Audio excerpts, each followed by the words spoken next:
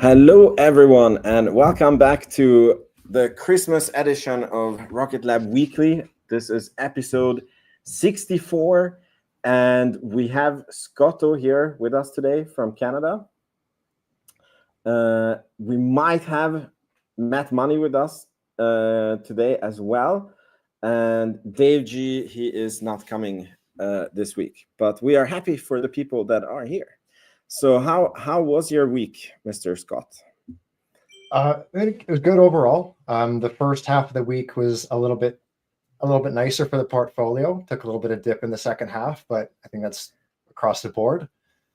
And then, just kind of getting ready for the Christmas season. Last weekend was my side, so this upcoming few days we're going to do Christmas with the wife's side, and really looking forward to.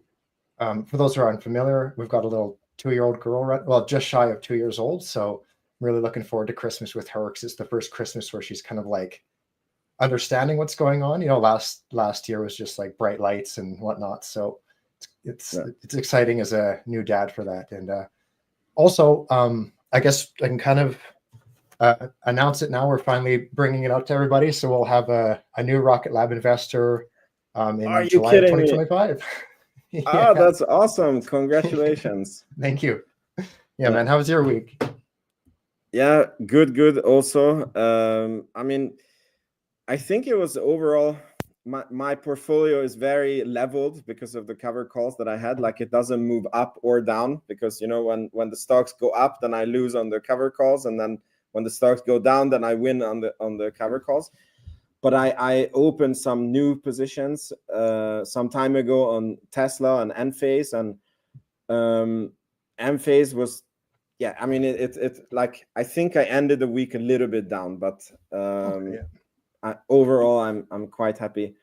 On Enphase, it's very interesting because the stock is down. Like, I went in at 110, and the stock is like down like 40%, but because of doing the wheel strategy, like, I'm basically back at zero now almost. So it's very interesting to see, despite the stock being down 40%. And then I will position myself much smarter than I did with Rocket Lab and allow for upside. So we see what happens. Oh my God, Curtis. Here we go. Share for the kids, not you, Vince. Thanks. It's so funny. My daughter, she doesn't do any cover calls, and her portfolio is up like 300-something% this year. She had Nice. she had Palantir, Tesla, and Rocket Lab. And it's been a good year for all three. And it's so funny because you could say, oh, it's Rocket Lab, but it's like, no, she's like 3x on Palantir, and like I think she bought Tesla on like 170 or something. I mean, I bought it for her, but right, yeah. Still, that's great. Yeah. Oh yeah, and look, your future kid got a share from Nice. Curtis. He's very, very considerate. So cool. Yeah. So I think it's the perfect time to review Rocket Lab and the things that happened in 2024, because our boss, Sir Peter Beck, basically called the year. He said it sounds like it's 100% mission success, and that rounds out the year. So he called the year, guys. Scott Cross, are you asking how old I am? I'm 35. I think I look a bit older. Or are you asking my kids how old they are? The daughter. She is 10 years old. The daughter. Yeah, your daughter 3x, exactly. So how do you think the year went for Rocket Lab? What is your honorable mentions for this year? Oh man, there's a lot. Go ahead. Yeah. I was gonna say that I want to show a video that Rocket Lab themselves did on the launch today, because I was thinking about doing like a compilation. And I'm a big fan of, Elon Musk saying the best process is no process. And I was rewatching the launch, and then they did like such a nice recap of the year. And then I'm like, good, we can just use this and show it. So maybe I do that. So we recap the year, and then we can go over what we think is the best. Now let's see. Usually my sound doesn't work. Did you hear any sound? No sound. No. Okay, fantastic. So let me fix this. And the video, of course, jumped away from where I set it up. Okay, so we need to stop the share and we need to reshare. For some magical reason, then the sound will work. It's completely beyond me. So here we go. Yes. While launch often gets attention, we are, of course, an end-to-end space company, so launch was just a part of what kept us busy this year.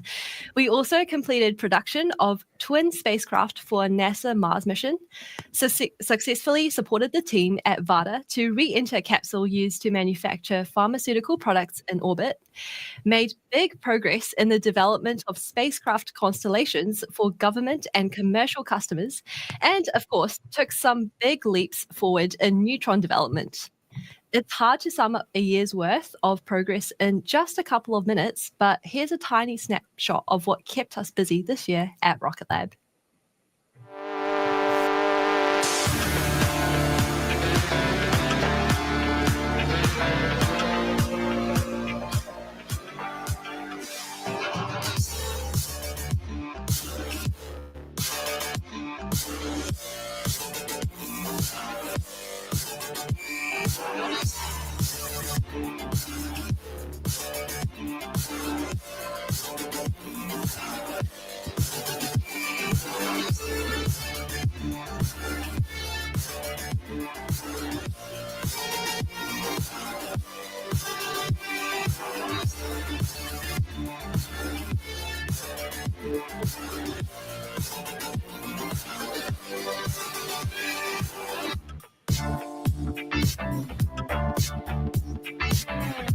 Neutron updates.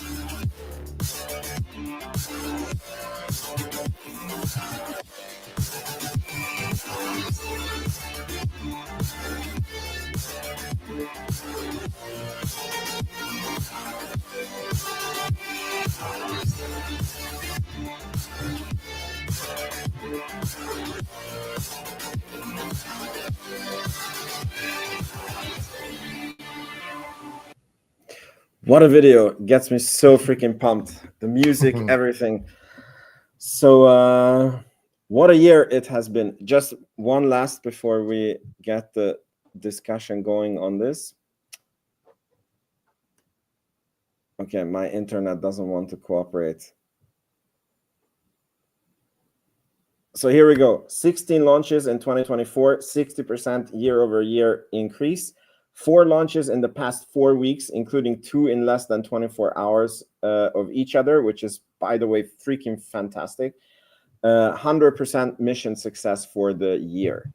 So let's recap the year. What is it that you liked, you didn't like?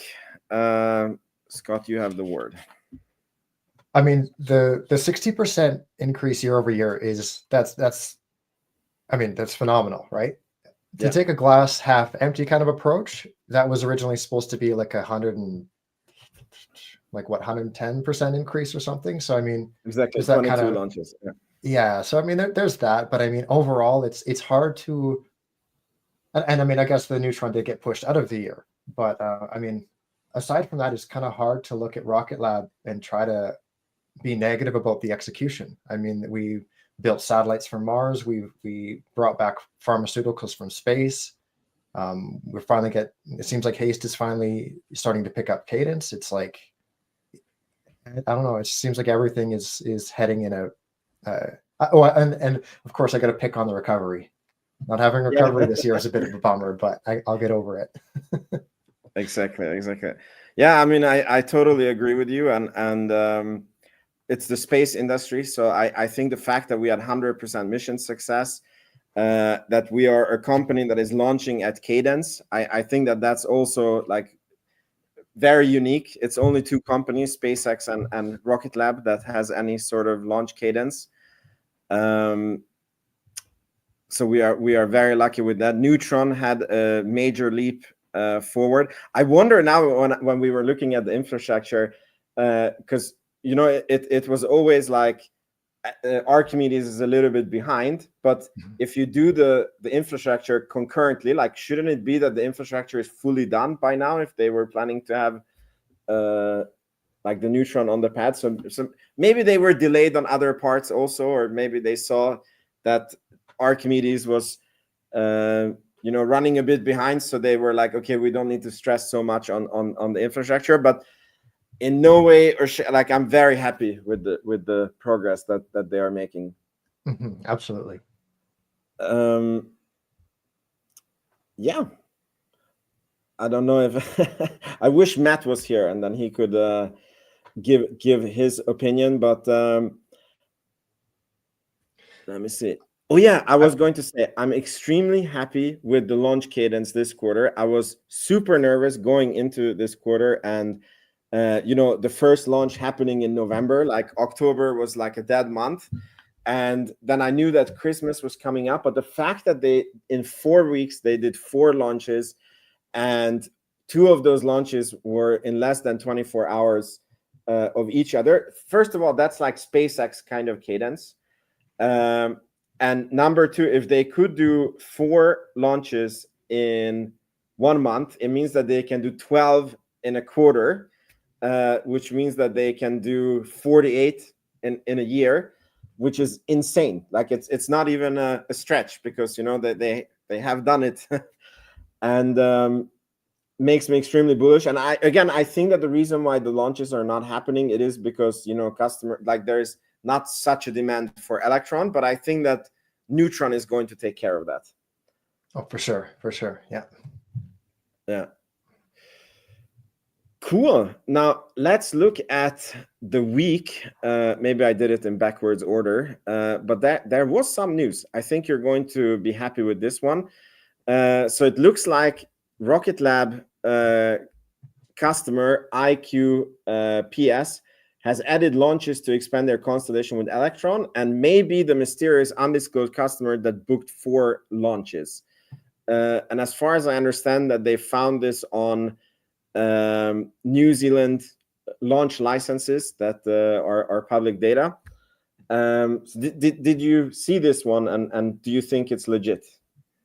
I don't know. I actually reached out to this guy. Like, he and I, we talk quite often, and I haven't checked my messages yet, but I'm wondering, like, how, like, obviously I'm not saying he's getting this from nowhere. Like his work's often spot on, but it's kind of like the confidential launch that with a 10-week turnover that we saw, I think that was November.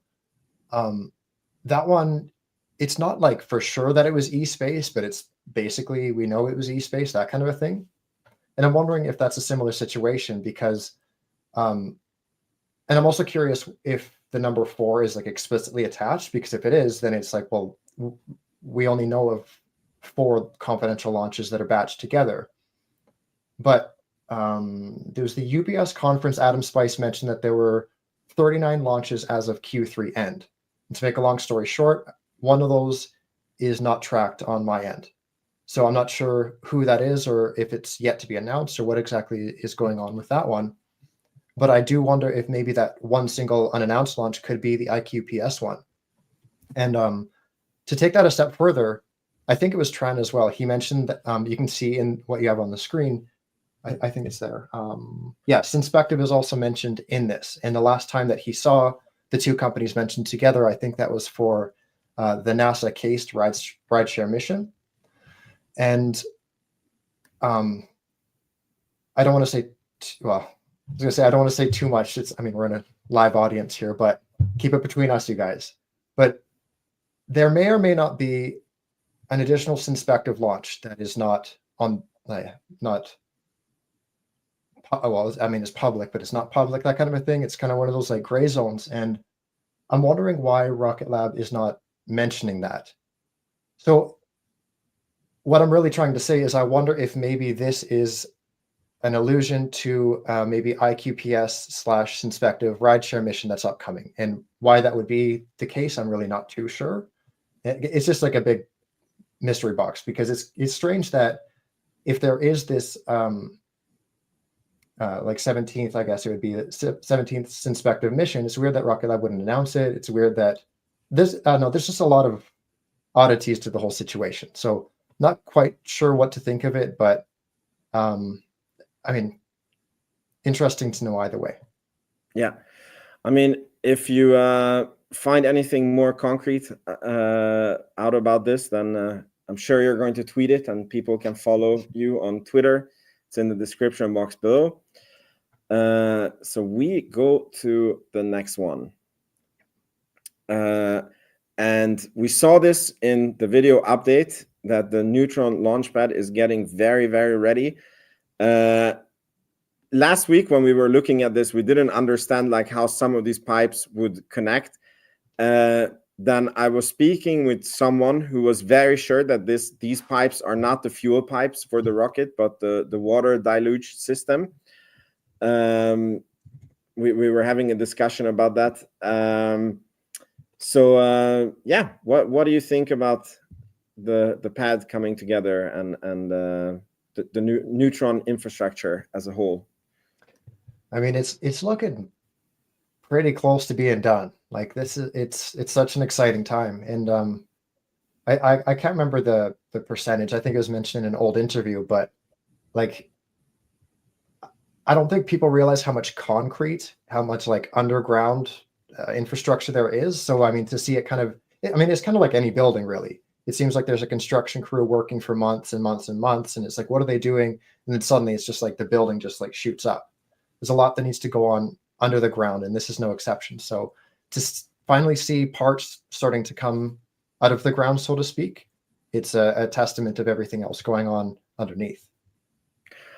I have a question.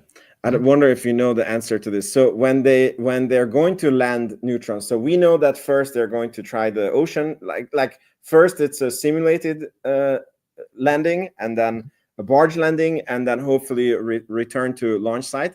But is the rocket going to come back on this ring? Like, is that the plan? Or I don't think so. Like, there's an old render. You'd probably be able to find it, or maybe somebody can even send it. But it's like, it kind of looks like a, what do you call those? Like not an escalator, but like I think they're called like a people mover or a man mover that you see at airports. Yeah, and it's something like kind of like that. So it's like the platform goes way out in the water. And then I think the Neutron will actually land on there and then just slowly get brought back in.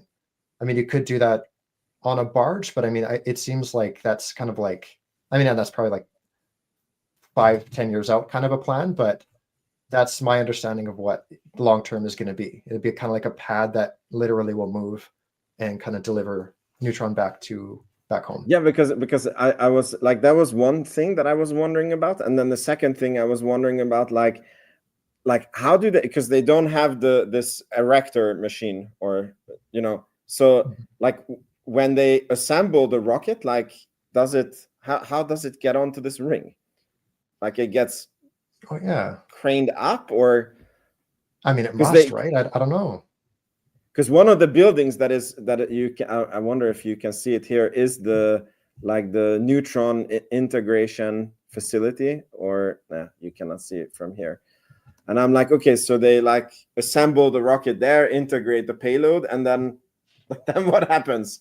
They take like delivery drones. I don't know.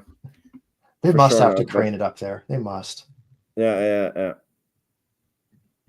Yeah, okay. I mean, we're going to see. Let me see if the chat knows anything. Yeah. Modbox. I believe a crane will lift and place Neutron on the pad. Yeah. Then I just wonder that then, yeah, if it's like, if you anyways need a crane, if it was not easier just to build a mechanism that like rolls it out, and then, yeah, but whatever. I'm sure Sir Peter Beck knows what he is doing without a question. Cool. Next Rocket Lab news. Double the spacecraft, double the excitement. Our space system team has hit another milestone at our spacecraft production complex in Long Beach, California. We have successfully delivered a second Pioneer spacecraft to Vandenberg Space Force Base and completed third for Varda Space upcoming W2 and W3 missions. I'm so happy you're here because you're very good on accounting. So I think this means that there is revenue recognition, right? Because they completed spacecraft, and it's before the end of the quarter. So it should make for a quite good Q4 in from the space systems. We already know that the launch side of the business is doing amazing. And do you know what? Because it's not Rocket Lab that is launching these. Is it like Falcon 9 that is going to launch these? Yeah. Falcon 9 launches the second one in January and the third one in February, I believe it is. Yeah, it'll be on a Falcon 9 transporter mission, both of them. Like a ride share, or transporter 12 and transporter 13. Yeah. Interesting. Do you know how big these contracts are and how?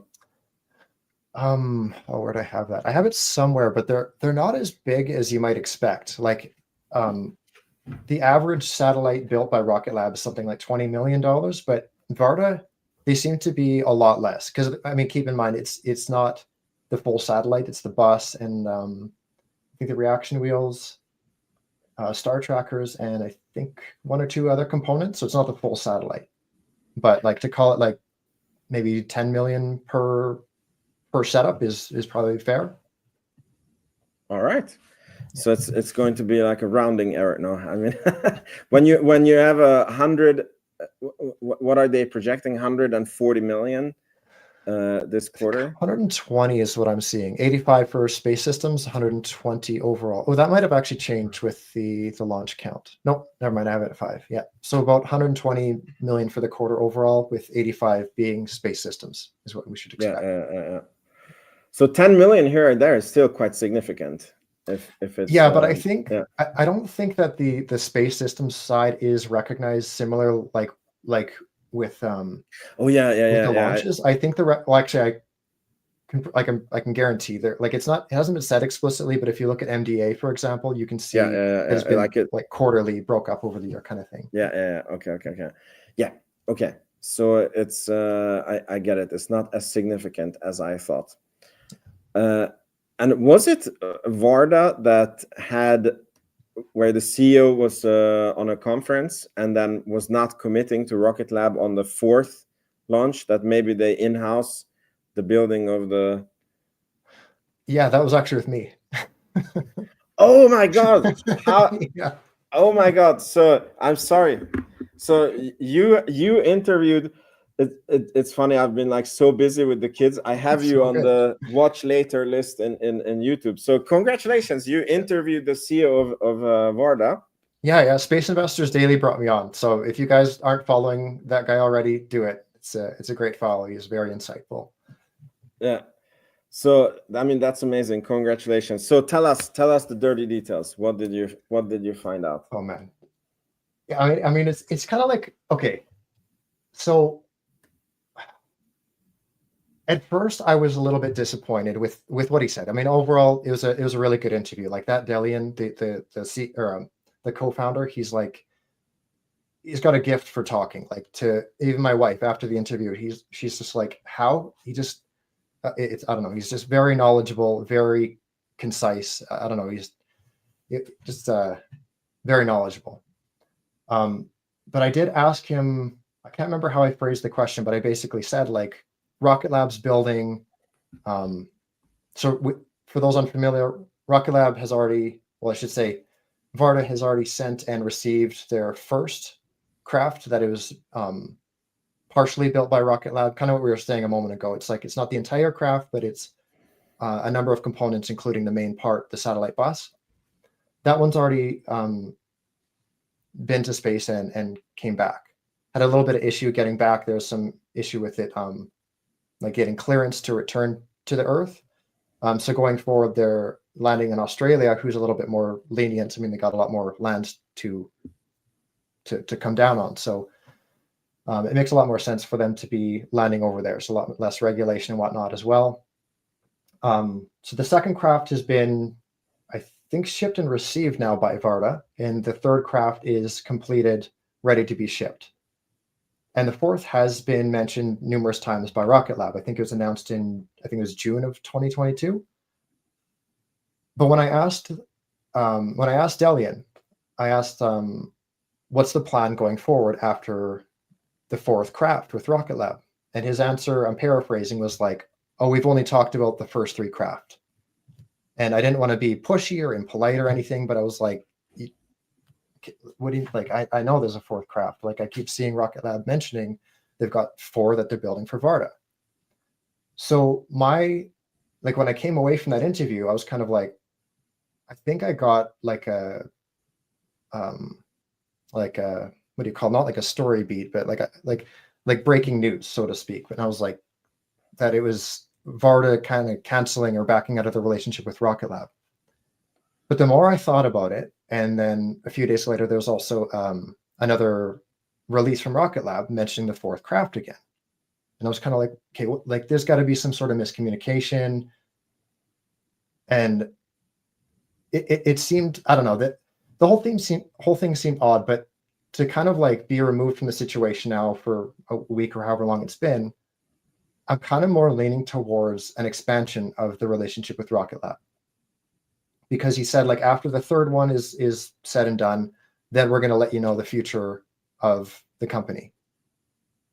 And if we already know what the fourth one is going to be, and he's kind of being a little bit not so forthcoming about it, I'm kind of filling in the blanks. I don't know, maybe I'm interested to know what you think, Vince, because like my takeaway of it now is that there's going to be a continuation of the relationship, if anything, rather than a cancellation. So you mean that maybe that they are like getting Rocket Lab to do more of the spacecraft than before, and this is why they're not talking about it? Yeah, that's kind of what I'm leaning towards now. Yeah. I mean, yeah, it is kind of weird that Rocket Lab keeps mentioning it, and then he says that, yeah, we've only talked about the 3 spacecraft. So yeah, I don't know what it can mean, because Rocket Lab, do you know from the reports if Rocket Lab is like counting it in the backlog, or it's just it's one of those things, like, you could, because the first 3 were announced, or I think it was the first 3, or maybe it was 1 and they signed 2 more, but they absolutely signed a 4th one. Like, it was explicit. Like, it's not like a maybe thing, like with, I think it was with Hawkeye or someone else, where it's like, hey, we're going to launch one with the option of 2 more. It wasn't like that. It was like, yeah. Rocket Lab just signed a 4th with Varda. And I mean, the only explanation that I can, like, where it can be weird is, like how sometimes they make new contracts, and then we don't find it in the backlog. And then when we asked Adam Spice about it, he said that they're only allowed to count it in the backlog once it's a non-cancelable order, you know. And maybe with Varda, like they were speaking about that, yeah, like they're going to have you know, like 4, 5, 6 in the future, and then they ordered 3, but they haven't ordered the 4th, but they like it was in the plans, but that's well, the that's only what I was thing. thinking too, is like like they just backed out of the 4th one, said like, you know, we're going to part ways, we're going to, you know, maybe even build their own bus. But then it was like just a couple days ago, Rocket Lab announced that they've completed, or I think that they've delivered the 2nd one, that the 3rd one's completed, ready to go. But then they mentioned they're building a 4th one for Varda. So I'm like, Rocket Lab's reiterating it. So it, you know, if I don't know, maybe he's like under and like non-disclosure agreement, or I don't know, man. So there's a miscommunication somewhere. But like we'll find out in the next 6 months probably, because they're launching the 3rd one in February. So you know, I'm sure they'll give us the whole what's coming next kind of a thing, like the first half of the year. Yeah. All right. Cool. So we go to the next one. So Firefly Space is finished with their moon lander, and Rocket Lab is supplying the solar cells, the mission-proven ASI Max Flight software, and the Max Ground data system, along with support of our guidance and navigation expertise. So soon, Rocket Lab is going to the moon, and it's happening backwards. Like first the stock went to the moon, and now the actual things are going to the moon. I don't know so much about this one. Is this also being launched by Falcon 9? The upcoming one, I think, is mid-January. That one's being launched by Falcon 9. And then I don't know if they've announced anything past that. Oh, no, sorry. For Blue Ghost 2 as well is also Falcon 9.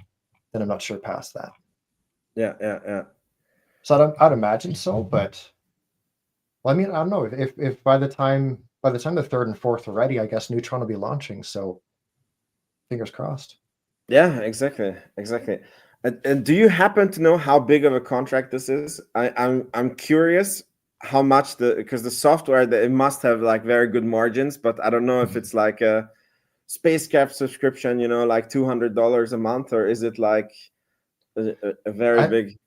I don't imagine it being too much. I would compare this, or I would assume this to be comparable to like Capstone, where they'll take on a project very like well below, like they're going to take a hit on it financially is what I mean. But with that, they're going to build the technology that's needed to get them, like, I mean, you know, Rocket Lab can launch something to the moon now. So it's kind of yeah, sure, they didn't make money on that mission, but if you kind of zoom out and see the bigger picture. But did you say that positive. For sure they're losing money on it? Or do you say the that Capstone? For Capstone, or for the for the like all I'm really trying to say is like I'd assume that it's not going to be like for example, if it's $5 million for this contract, the next ones we can expect to be a higher amount. Like I'm sure they're kind of like bid under what market value should be, if that makes sense. So I don't think they're taking a loss on it, but I'm just saying I wouldn't expect it to be too much. It's more of like a learning project for Rocket Lab if you want to see it that way. Yeah. Here there's an interesting comment from Modbox. So the first Varda Photon is planned for delivery in Q1 2023, with the second follow-up later in the year and third in 2024. The contract, which is subject to standard termination provisions, also included an option for Varda to procure a fourth. Modbox, when is that from? Because like there was, I think it's like June or July of 2022 that it was announced like we're going to go forward with that. Like I think it is locked in. Or actually, you know what? I think I have it here. Rocket Lab. I do. It was May of 2022. So it says they announced that Varda will procure a fourth Photon spacecraft. This deal follows a previous bulk order by Varda in August of 2021 for 3 Photon spacecraft from Rocket Lab. And then it goes on to just kind of explain the details about it. Mentions that each Photon will incorporate Rocket Lab star trackers, reaction wheels, solar panels, flight software, and radio. But like, to me, that's pretty concrete. Like, just saying that, I don't know. Yeah, I agree with you. It's definitely weird. I mean, we will find out, I guess. I'm pretty sure it's miscommunication. I don't think it's anything nefarious or of the sort that is going on. Cool. That was all the Rocket Lab news, but there is some very interesting space-related news. First of all, Stoke Space has named their rocket now. They're calling it Zenith, our full-flow stage combustion booster engine, built to power their Nova rocket to orbit. Stoke Space is a very interesting company to me. I'm trying to get an interview with the CEO of the company. I'm worried about them because, you know, like, they are coming into a very crowded space with, you know, like, very limited funding, and it's a very tough space.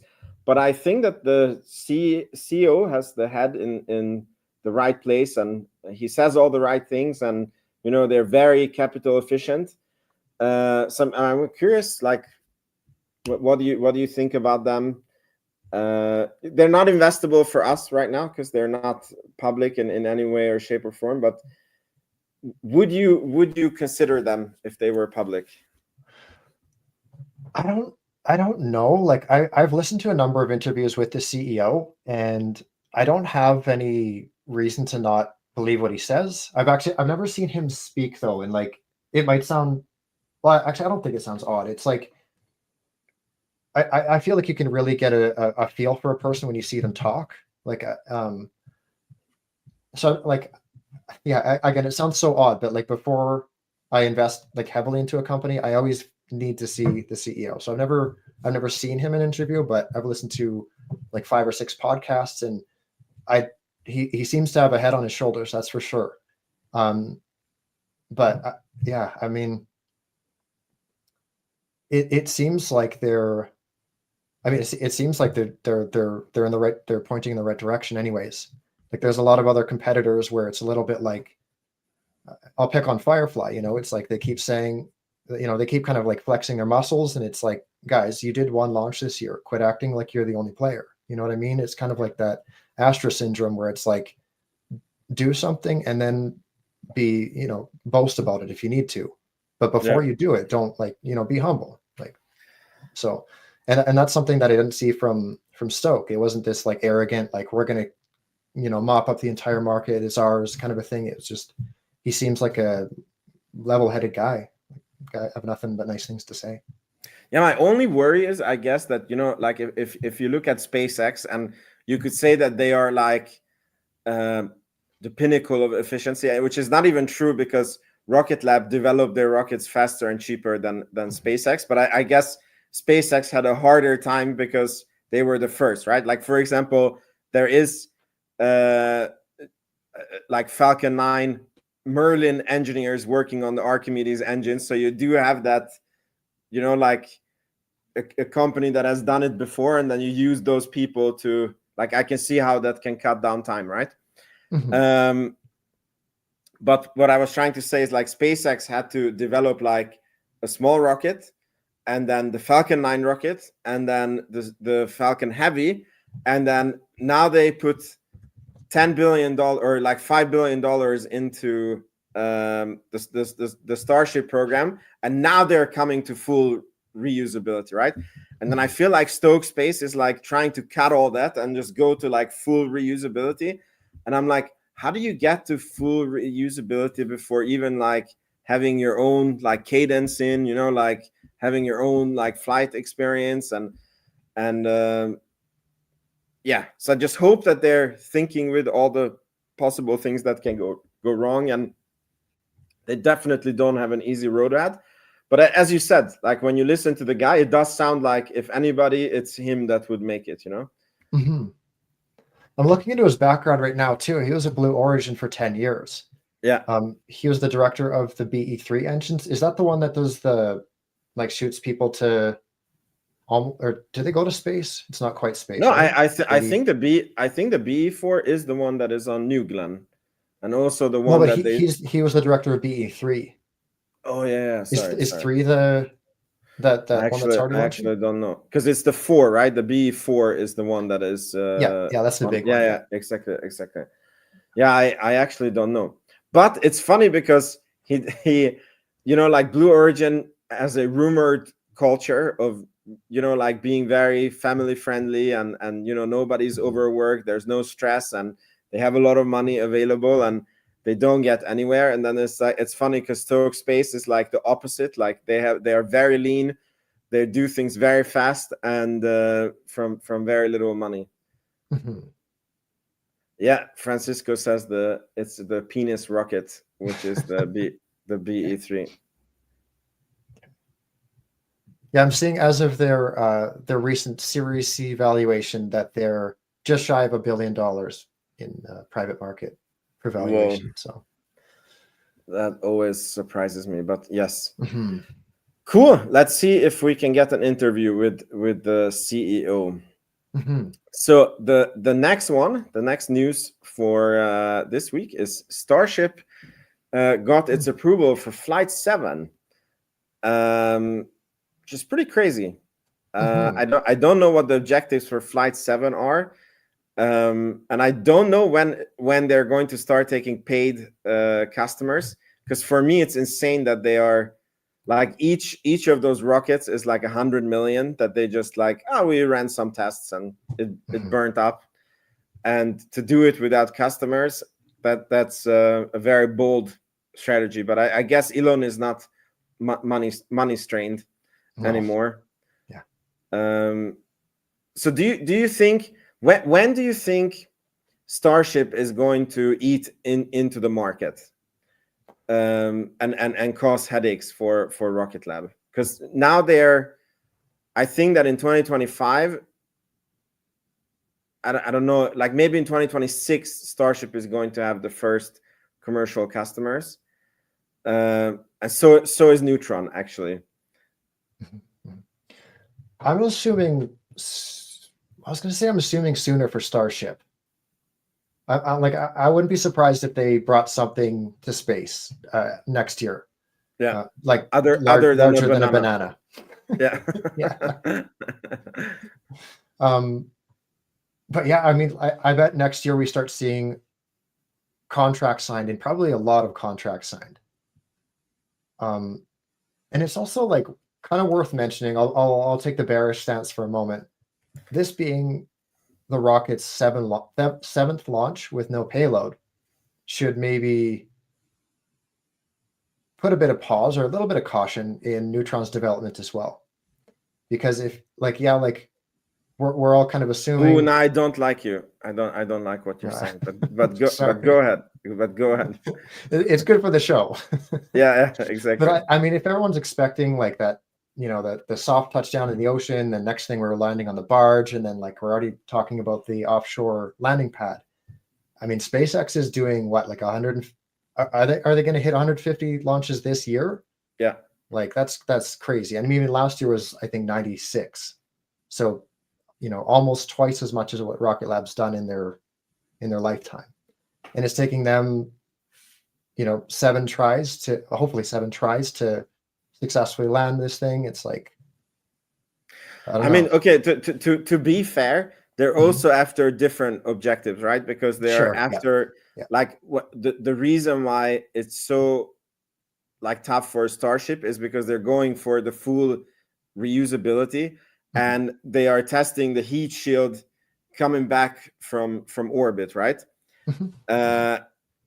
And as far as I understand, like that's the one that is that they keep testing and testing and testing, and Neutron, like it's only partially reusable, right? Like the phase 2, like the part of the rocket that goes into orbit, it will not be recovered.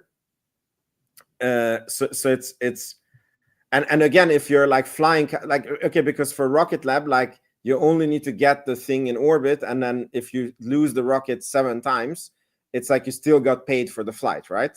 True. Yeah. So and to kind of, to play devil's advocate with myself, it's like it's not like you can just take the page from someone else's book. I mean, the closest rocket we could kind of compare Starship to is, I guess, like Saturn V, and it's not like, I don't know. There's just a lot more like medium class launches. There's like just a lot more physics, a lot more engineering to putting a skyscraper into space, right? Compared to something that's Falcon 9 sized, which which humans have done a lot more than Starship. Yeah. Interesting. But yeah, as you're correctly pointing out, and I also want to point out that I feel that the current market is priced for perfection, and on not just in Rocket Lab, on many stocks, the Palantir valuation, Tesla valuation, there's like no room for error on those stocks. And when you invest in these times, it's like the slightest mishap that happens, like, it affects the stock price disproportionately, because when we were in the 3s and a rocket blows up, it's like, okay, we're in the 3s, so kind of everybody has given up on the company. But now the valuation is, I don't want to say overvalued, but it's on the higher end, and if there is any delays, it will very significantly affect the stock price. But again, to be the devil's advocate for myself, all of these things are temporary, and if you have a Rocket Lab has a very bright future, and if you have a time horizon of more than a few years, I think you will be fine buying at whatever level. And it was also mentioned during that, and I mean, this is hearsay, but I mean, it's coming from Adam Spice, and he'd know better than I would, but allegedly, if space, like, and I'm not saying this is happening anytime soon, we've been hearing rumors for like 5 years about SpaceX IPO, but allegedly they're considering an IPO of 750 billion. Like, I thought it was kind of crazy when, just in the private markets, they're at 350, but apparently there's talks of 750 when they come public. So I don't know if that's like, if that's for like end of next year kind of a thing, or where that 750 comes from, but that's what Adam mentioned. And I'm like, man, I thought 350 was kind of crazy, but I don't know. Yeah. I mean, 750, that is very crazy, but I guess if people pay for it. Yeah, like, people are going to buy, that's for sure. Like, it'll probably hit $1 trillion if it comes out at 750, right? Like, the market's going to buy it because it has Elon's name attached. Like, that's it. That is crazy. Yeah. Let me see. Botbox. SpaceX has no expectations on success on launch 1, 2, 3. They launch incomplete vehicles to gain data and iterate. Then there is NASA, who spends 20 years for one perfect launch. Yeah, that's also true. Rocket Lab is between these two philosophies. Exactly. And yeah, Curtis, I see your question about like if it'll be like SpaceX going public, or if they'll do just the Starlink side. That's what I heard, actually, that their IPO would be a Starlink IPO. Yeah, it makes sense. Like, well, I mean, it makes sense to do the Starlink route, but I don't know. I don't know if they'll go public anytime soon. And just kind of, being a Tesla investor, kind of listening to what Elon said over the years, it's almost not worth the headache. I guess SpaceX's problem is that they have a lot of employees that have gotten insanely rich, and they can't get the value out. It's like having your Bitcoin. I was just reading some guy who was how do you call it? Who was like saving his life savings in Bitcoin, and then like this weekend, like he lost his access codes to the wallet, and then he it's very painful. I can't imagine that. Yeah, and imagine that you're like a SpaceX employee, and then you're like on paper you're worth like 100 million, and then you can't really like, I mean, I think that they found a way how to give liquidity to the employees, but then I think that there is also early investors who, you know, they are VC investors, and maybe they want to cash out and invest into other companies, and then it's this liquidity issue for these participants that I think makes it so that they really want to IPO the company. And Elon really doesn't want to, because I don't think that they're profitable yet, and he doesn't want to cater to, you know, the quarterly earnings, which I understand, but I also understand the employees. But like a huge part of it too is like all the shorting nonsense. Like it doesn't matter what happens in traffic. Like you know, well, I won't get graphic, but anything can happen to any cars, unless it's a Tesla. Then it's front page news. Like this Tesla, it went on fire, it caused this and that, and it's just like it's the only time that a car by name is mentioned is when it's a Tesla. Yeah. And then you look at the outlet, you look at their revenue stream, you look at the kind of incentives they may or may not have behind the scenes, and it's like, you know, it makes sense that they're kind of slandering the company because they end up profiting from that. It's the gross reality of you know, the mainstream media, if you will. And I just don't think it's worth the headache for Elon or for anyone, honestly. Like yeah. Totally. Curtis, do you know if the employees can like sell? Because I have heard that they can get some liquidity on these funding events, but do you know that they can, like, is it like tiny amounts, or they're able to sell? Because some of the employees are like billionaires and 100 millionaires from SpaceX, like the early employees, like Gwynne Shotwell, I think she's employee number 10. She's the president of SpaceX, and her net worth is more than $1 billion from SpaceX shares. And I'm like, would she be able to cash out like $200 million if she wanted to? Because that's what I'm not sure.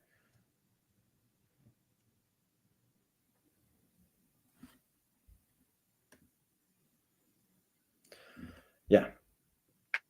Okay, we see if anybody has any data about this. Cool. A funny tweet to round out the news. So after correctly predicting the non-viability of rocket reuse, ULA is now confidently forecasting that Starship is not a serious rocket.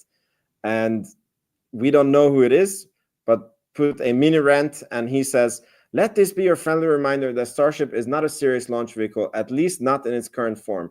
I see fanboys out there constantly raving about how revolutionary it is, while conveniently ignoring the fact that its payload to, I think this is Trans-Lunar Injection Orbit, and TMI, not sure, is precisely 0. Why? Because it will have depleted its tanks just to get to LEO, and therefore would need up to 8 tankers to refill them. That means, check notes, total 9 launches, adding up to somewhere between 500 to 800 million per mission, just in launches, while also adding a ton of extra risk due to the need for on-orbit rendezvous, docking, and tanking operations. The 60-year-old Saturn V was a useful launch vehicle requiring no on-orbit assembly and getting at least 50 tons to, pretty sure, Trans-Lunar Injection Orbit. Starship, on the other hand, is cartoonishly impractical as both a launch vehicle and as a lander, and I simply cannot believe nobody ever mentions this. So, thoughts on this? I don't know how well this will age. I don't know. A lot of trash talking from. I wouldn't trash talk if I was at ULA. I'll put it that way. Yeah, that was also my thought. I mean, he does raise some good points. I'm 100% that his math is off, because yes, like to refuel the Starship, I also heard that it's like so like to get one Starship to Mars, it's like 5 refuelings while it's in low Earth orbit, and that means like 6 launches to get one Starship ready. But those refuel launches, when you're reusing the rocket, it is not 500 to 800 million. Like those are the launches that are going to be I mean, I don't know how they sell them, the refueling launches, but I don't think they will sell it for even 50 million a piece. Like it's probably, I don't know. It's probably a package price, you know, because otherwise the vehicle is not very compatible, right? Or competitive, right? Yeah, it must be. Yeah. Yeah. So exactly my thought, as you said, if I was ULA, I would not be trash talking. It feels like the industries that are being, disrupted.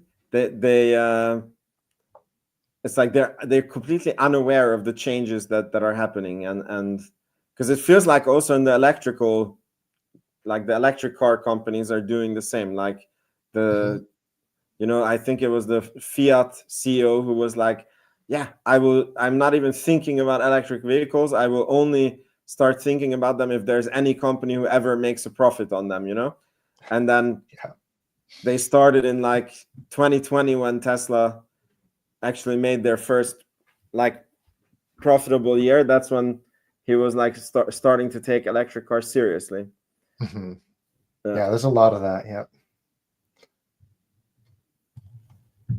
So, we have someone here. Hey, Vince, I watch your channel for 2 years now, and this is the first time I comment. Well, thank you so much. When will we see a Neutron finale shape and all parts together? I don't speak about the flying. Yeah, almost. That is also our question. We asked Peter back in the interview, and what I asked Peter back in the interview was that I suspect that Neutron will stand on the launch pad, and everybody will think that, okay, we're flying next week, and then it's going to be quite some months until they run all the tests. And he basically confirmed that it was good logic. So if the planned flight date is summer 2025, or like mid-year 2025, I would assume that by spring we should have maybe a Neutron standing on the pad, and then it's going to be an excruciating 3 months when we're going to I think we're going to get a lot of fake news like Neutron is not flying because they found a critical error and this is not working, and leaked data from engineers, the engine is not going to be able to lift, because we had this happen on the Archimedes, like the engine test, right? Like we had this false data coming out that the engine blew up, and it didn't meet technical specifications. And I don't know why this is happening and who makes money on this. I'm just prepared to try to debunk all these things. So that's my best guess. I don't know. Do you have any other guess? No, like 100% to what you're saying. It's like it's you're gonna see people take on a short position and then publish an article about how there's been some catastrophic failure behind the scenes, and some people are going to bite that bait. It's like, take advantage of that opportunity if you think Rocket Lab's cheap, because that's like literally how I built my Tesla position. Is like there would be some bullshit about like, oh, the this and this happened, and I'll be like a good one is like, oh, China just shut down their model Y line. I can't remember which line it is, but it was just like the world's ending because they shut down this line. And I'm like, well, a month ago they said they were going to shut down the line to do upgrades to make the vehicles more affordable, or like to take the cost out. So I'm like, wait, so the stock's on sale because they're going to make their vehicles cheaper? I guess I'm adding. So be like, seriously, guys, be prepared for that. Keep some money on the sidelines, and like it's going to happen. I'm calling it now. It's going to happen. Yeah. It's the ugly side of the business, but it's part of the business. Yeah. I think it's some competitors who don't want to see some contracts go to Neutron. That's my best guess. But we will be here, and we will continue to let you guys know what we think is happening. And sometimes we're right, sometimes we're not, but sometimes we are right. So Mars sample return mission, people are asking, and they think the stock is going to go to $50 after it is announced. So it's supposed to be announced this year, and there's not a lot of weeks left. so that is potentially a very exciting finish for the year. I don't think if we don't get the contract, I don't think it's catastrophe. And I think that when we get the contract, the hype, I think, is a bit more than what the contract represents. Because when we had the interview with Sir Peter Beck, I asked what he thinks of a timeline for this mission. Because let's say that it's a $2 billion contract. It looks extremely good on the headlines, but it's not that they're like going to deliver 2 billion next year. And Peter Beck said that if when the mission gets fully delivered and you have, like, it happens in the 2030s, he considers it quite a big achievement, right? So let's say that you conservatively count 10 years on it. If it's a 2 billion mission, then it's about 200 million per year, which is amazing. Like the 2 billion number is amazing, but the 200 million per year is very significant next year. But as Neutron scales up, it's not that significant for Rocket Lab. Mm-hmm. So maybe definitely. And like to kind of cross-reference that with, like, I mean, there's a lot of other factors at play as well, but I feel like since the potential of this $2 billion addition to backlog, the market cap has increased by like 5 billion. So it's, I don't know, like it makes me wonder if, like, when it's announced, how the market will react. Is it going to be like a sell the news kind of a thing, or maybe it'll you know, take on another 5 billion? I don't know. Yeah, I mean, you're raising good points. It's funny because I was like looking through my year as investing, and I was like, what did I do good? What did I do wrong? And then, like, obviously my biggest mistake was like doing the stupid cover calls on both my stocks, Rocket Lab and Palantir.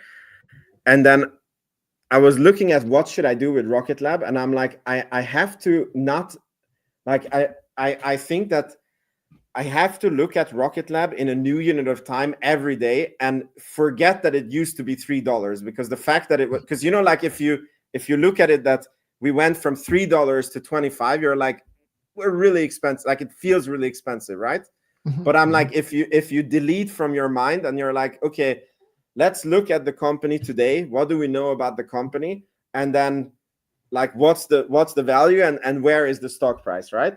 Then you get a completely different picture. And I mean, as I said, like in my calculations, I think that, like, we're not outrageously valued, but I think that we're more than fairly valued, which means that if you're waiting for a dip, the dip might not ever happen. So it's dangerous to wait for dips. If you buy at this level, you might have to sit in the stock and have, in the short term, not so high returns, because you are taking, like, so like it's full optimism that is priced in. So if there's any delays on Neutron, if we don't get the Mars sample return mission, you know the story, that is not going to look good for the stock price. But at the same time, if your time horizon is, 5 to 10 years, I do think that the stock is going to hit like $100, maybe even higher than that.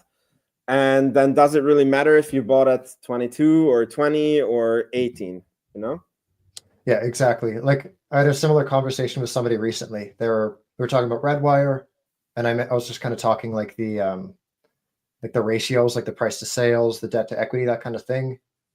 And they were so caught up with like, yeah, but it was at $2 a few months ago. I'm like, yeah, where's it going to be in another 2 months? Where's it going to be in 2 years? That's what you need to worry about. So, not financial advice, of course, but if you are like new to Rocket Lab and you're wanting to, like, I saw, what was the gentleman's name? I think Jason. Like, if you're considering a position in Rocket Lab, add a bit, but don't go go all in if you want to. Again, not financial advice, but that's what I would do. Is generally I add a position, and sometimes it's literally like 3 months later. Wait till the next financial report comes out. You kind of get like a temperature check from management, or like, are they still doing what they said they're going to do? Add a bit more. Wait another month, add a bit more. Do something like that. Keep cash on the sides, especially during like what could be. I mean, we're not at the beginning of a bull market. I don't I don't think, but I don't know. Yeah. Be cautious. That doesn't mean we're at the end, but it's true. No, we're definitely not. I know. Yeah, I mean, we Definitely could not. like you zoom out, and 6 months down the road, you zoom out, and maybe we are still at the beginning of a bull run. I don't know. I think like Yeah. it's crazy times, man. I mean, I just as an investor, like I always struggle. I had the same with Palantir, that I was buying at, my average on Palantir was $8, right? Mhm. And then I was so happy as a content creator, like telling everyone about like the opportunity in Palantir, and then the stock went to $20, and then it went to $30, and then I was like, yeah, it's a fantastic company, but like it's not $6 anymore, and then I feel like Rocket Lab is like I'm psychologically going through a similar, that when it was like $3, I was like telling my family, my friends, my accountant, like my daughter, she had saved up money and was like, what should I do with it, like Rocket Lab. And now I'm like, okay, it's like I have to give all these warnings, like not financial advice, we're not in the beginning of the, like, yes, the future is very bright, but we are not in the 3s anymore, and we're not in the 4s anymore. Yeah, like I think it's like in the short run, I think there's a fair argument to be made that it's overvalued. But if you're looking like medium to long term, maybe not so much. Yeah. So I think what we're trying to say is that if you're buying the stock, good for you. I wouldn't go balls deep all in at this price, but if you have cash and there happens to be a pullback, then you can go much heavier at that point. I guess that's what we're trying to say. And if you do like start building a position and it just rallies and gets away from you, like it's there's still thousands of other options in the market. Like it's not the end of the world. So yeah. Ooh, there was some guy who was asking, what do we think of humanoid robots? Nice. Yeah, I was going to bring that up too. Do you want to start? So sure. I mean, to be honest, I don't know what to think about it. Like I was trying to do like models on Tesla and like get a valuation for Tesla, and I gave up. I'm like, fine, I'll just, like, everybody's saying Tesla is going to 500, 600, and I'm like, I guess it will be this like self-fulfilling prophecy that like because I have no clue how much it's going to be to make it. I don't know what it will be able to do. I don't know if it's going to be a subscription or a one-time cost. We'll like, what's the market for it? I do believe it's the future, and I do have I sold puts on Tesla when it was down in the 200s, and then I did a very advanced strategy that I sold super in the money puts, which basically like is almost the equivalent of owning the shares of Tesla, but you get paid money as opposed to like paying money for the shares. And then as the stock goes up, like the put option becomes less and less valuable, and then I don't have to pay money to buy back the put option. And I did this when the stock was at 250, and I made like really good money, like really good returns on that, and I'm not planning on closing the position. So over to you, Scott. Oh man, I'm probably more like in the more bullish camp for the humanoid robots. Like to me, Tesla's always like, my thesis for Tesla has always been about FSD, and then more recently the robots. Like it's, I don't know. It's exciting to think about like what kind of like economy, honestly, what kind of economy that they could unlock. It's kind of scary because it's like I mean, you're already seeing it with like the software side of things, where it's like you're getting a lot of creatives, we'll call them, like they're like, promise us that we write our movies and that AI will never write the movies. And then in like the simple, like there's bean counters behind the scenes that are like, okay, so you're demanding a 20% increase on your $80,000 a year salary, or we could do it for $5 with this robot. See you later. Like, thanks for protesting. Like, you had a job and now you don't anymore. And like Like graphic designers, another one. Like it's just everyone's like a prompt engineer now, and I feel like Yeah, robots are going to do the same thing. I was going to say that I feel like the jobs are still needed, but maybe not in the numbers because I feel like I use quite a lot of AI. ChatGPT, I think I use it multiple times per day. Because of YouTube, like I use Canva, and Canva has a lot of AI features, like to make the thumbnails, but none of them go on autopilot. Like I can't trust. Like you have to have a human. Like the way I look at it is like what Peter Thiel said,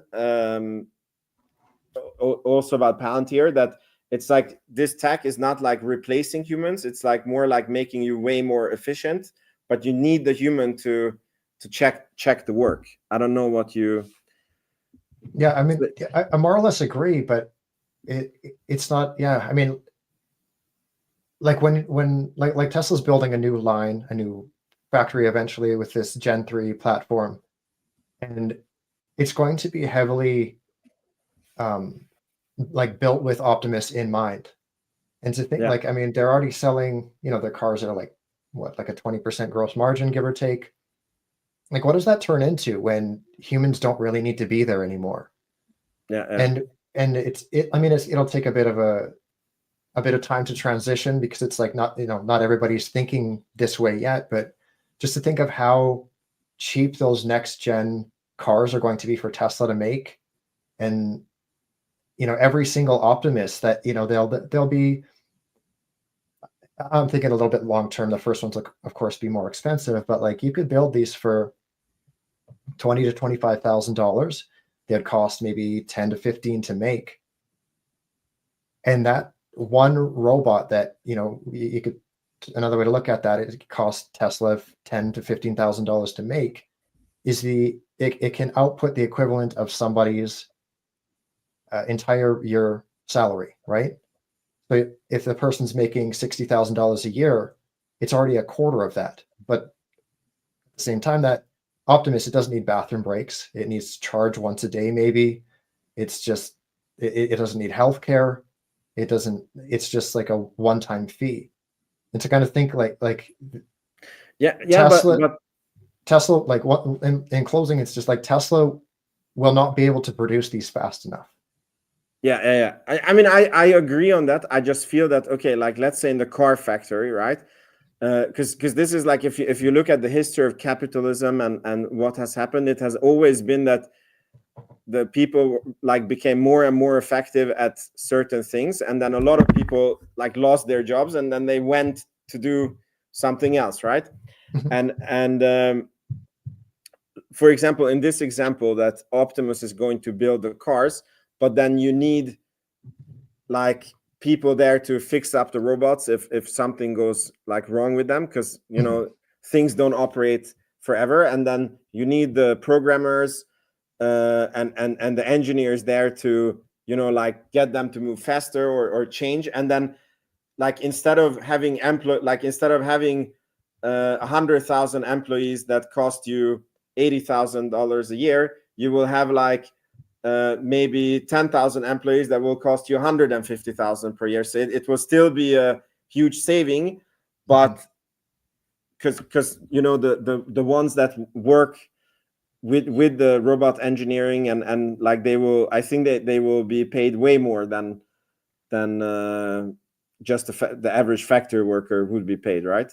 And I'm seeing a couple comments that are like kind of along the same lines. I'm not talking, or I'm in agreement with what they're saying. Like I'm not talking about like the ones that the ones that you could have at home, for example, like hey, you're done folding laundry, go vacuum. You're done vacuuming, go to the store, get me a 4 liter of milk, and come back, and it's like driving on the way there.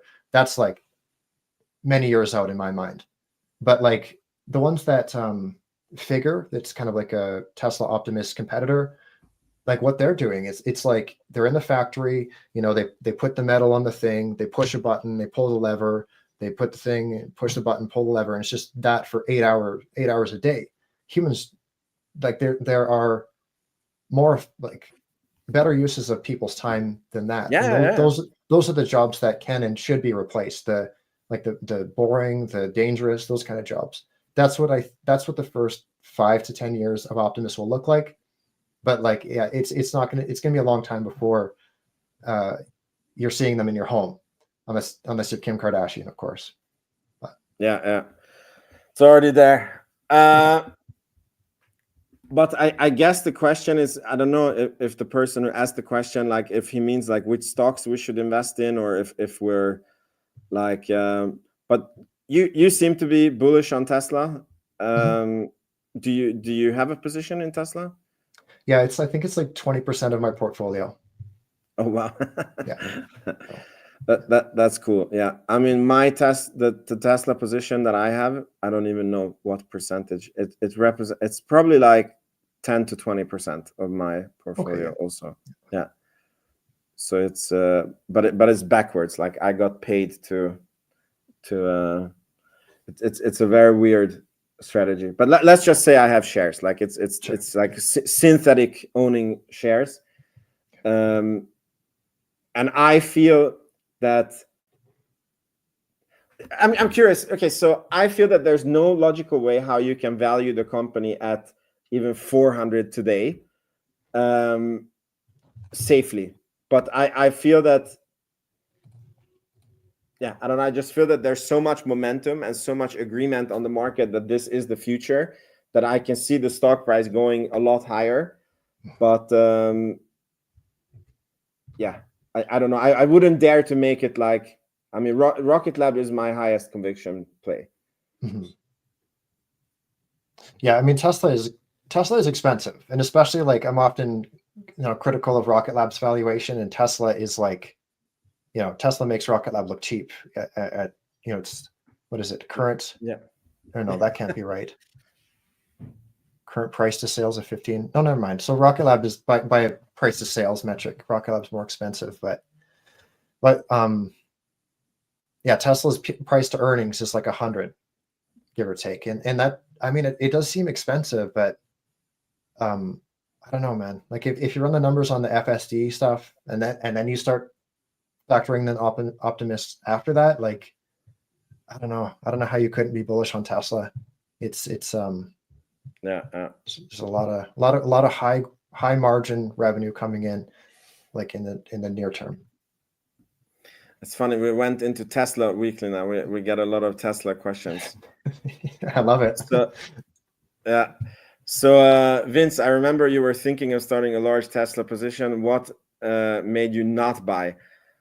I mean, fun fact, I had Tesla even before I had Rocket Lab. I actually sold Tesla and bought Rocket Lab and got super much hate for it. And at that time, I sold because I had a thesis that Tesla is going to go to 20 million cars. And I had something on like the FSD. And then I listened to a conference call where Elon Musk was basically saying that the 20 million is not on the table anymore, and then they're going to have like quite some rough years. And like I felt that as an investor, like my thesis was broken, and then I felt that I was like wrong as an investor, and my immediate reaction was like, okay, sell the stock, and then like re-establish like what is going on, develop a new thesis that I'm comfortable with. And since I sold, then the stock went down to the 130s, and so I was kind of correct in selling. And then I started nibbling with selling put options around the 180, 200 level. And then when I saw the Optimus event that they did last time, I was like, okay, this is like, you can't look at this as a car company. I was like, okay, I have to rethink this, like this is the future. And then I think it had like a 20% jump after the event, the stock. And then like even if it was 20% up, I'm like, it's going up from here. Like there's no way that it's not going up. And then, or was it after the earnings that it was like a 20% jump? And then I bought despite it was so high up, and it was very correct. It's only been up since then. Mm. Yeah, it's So been moving. next question. What do you think is a cheap price for Tesla? Oh, I don't know. 200 was cheap when we were there. Yeah, And 180 know. was cheap. I don't know. Like, I'd have to look at it closer again. 'Cause to me, it's like Tesla's bought for me. You know what I mean? It's like I don't Yeah, know if I I know would. I know what you mean. I know what I you mean, mean. if it got like really ridiculously cheap, like if the price to earnings went down to like below 50, I guess. But I mean, then we're talking like 200, right? Like for the share price. I don't know. I don't think it would do that. But It's funny, this Blake, he's writing that yeah, like glad you bought in, and he's writing like under 400. And it's funny because I myself was like, okay, if it goes near 400, I'm gonna start writing put options because I don't think it's going below 400, but I wouldn't call it cheap at that level. It's more like the animal instincts of the market. It's like it feels like Tesla wants to go up and there's no stopping it, but I can't give you, I think it's like super overvalued by any metric that you look at it. And again, you're pricing in perfection, but it's just like Elon has such a track record on doing the impossible, and not even once or twice, or so I'm like, okay, I give in. Like I think what Elon is saying, like, is going to happen. Maybe the time is not going to be good, but this is happening, people. And then if you factor that in, I think it's still like a cheap price. it's worth mentioning too, when I talk about price targets, like I value my stocks like an old man. Like I value them like a value investor, right? That's why I build these models, and it just kind of tells me like a fair price, but there's always that variable of like, I don't know what you call it, like human sentiment or whatever you want to call that, where it like sometimes the market just doesn't care. Like sometimes it's just like, pile your money in as fast as you can. Don't worry about anything else because it's only going up and to the right forever. But then there's moments where it doesn't. And like, keep in mind, like Tesla, it went from what that have been? It went from a like a $1 trillion market cap to a $400 billion market cap. Like it cratered to like 110. And I'm not, who's to say that won't happen again, right? Like again, when it hit $1 trillion, and you're to say, what if it crashes? You'd be called like what was paper hands or whatever the pejorative is. And like same thing with Rocket Lab. That's why I'm kind of like, if you're new to Rocket Lab, just take it easy. Like just understand it's expensive in the short term. There's plenty of other options out there. Because I mean, even Rocket Lab's an example of this itself. Like it hit 20 and then went to 3, and now it's at 25 again. Like the market does crazy things, and there's always opportunity. And I mean, of course, we want you in on Rocket Lab because we love you guys being here, but I mean, it's not the only opportunity. No. I mean, I still, it's my highest conviction stock, but I have a position built out, and I'm not adding at these levels. But look, I said the same thing when Palantir was at $30, and now it's 80. Oh, I know.